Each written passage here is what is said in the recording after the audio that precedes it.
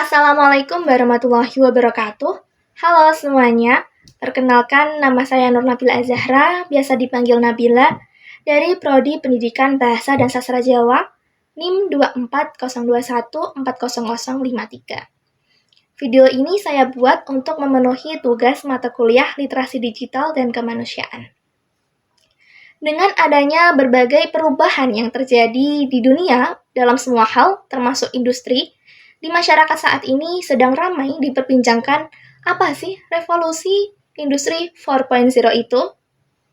Nah, jadi revolusi industri 4.0 atau biasa dikenal dengan Cyber Physical System merupakan suatu fenomena yang terjadi karena adanya kolaborasi antara teknologi cyber dengan teknologi otomatisasi.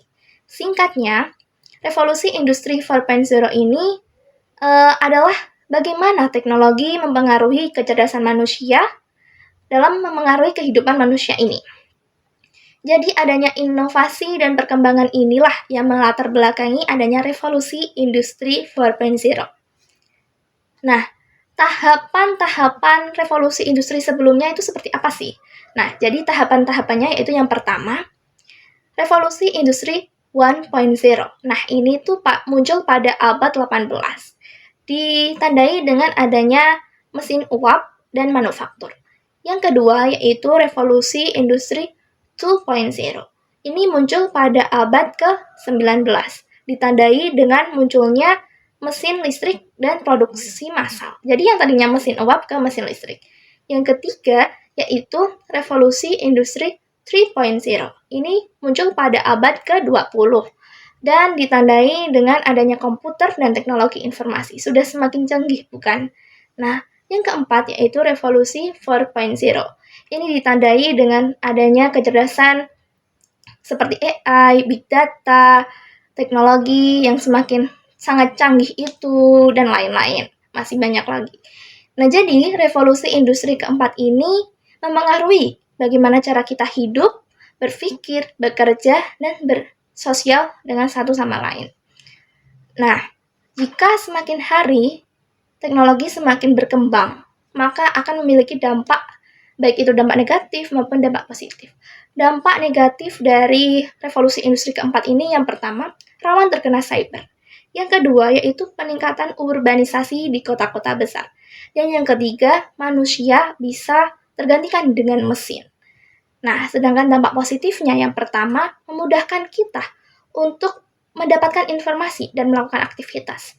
Yang kedua yaitu dampak positifnya sendiri. Yang kedua yaitu kegiatan industri ini lebih efisien karena tergantikan oleh mesin. Nah, begitu. Sedangkan di zaman sekarang ada juga Society 5.0. Apa sih kaitannya antara revolusi industri 4.0 ini dengan Society 5.0? Jadi begini, revolusi industri 4.0 ini merujuk kepada penerapan teknologi seperti kecerdasan AI, Big Data, otomatisasi ini kepada kehidupan manusia. Jadi ini lebih berfokus kepada proses produksi dan manufaktur. Revolusi industri 4.0 lebih berfokus kepada bisnis dan ekonomi, teknologi dan bisnis. Nah, sedangkan untuk Society 5.0 ini lebih merujuk kepada bagaimana manusia ini memanfaatkan teknologi dalam menghadapi tantangan sosial, ekonomi, maupun lingkungan. Jadi, Society 5.0 ini lebih berfokus kepada peningkatan masyarakat agar lebih berkelanjutan baik dalam bidang pendidikan, kesehatan, teknologi, dan lingkungan. Begitu. Nah, jadi kita sebagai manusia lebih milih gimana nih? Kita dipengaruhi oleh teknologi atau kita yang mempengaruhi teknologi? Jadi sebagai manusia, saya mempunyai saran, kita harus memanfaatkan teknologi dengan sebaik-baiknya. Dan kita harus tetap berhati-hati dengan teknologi yang semakin canggih. Baik, cukup dari saya. Jika ada salah kata, saya mohon maaf. Saya akhiri. Wassalamualaikum warahmatullahi wabarakatuh.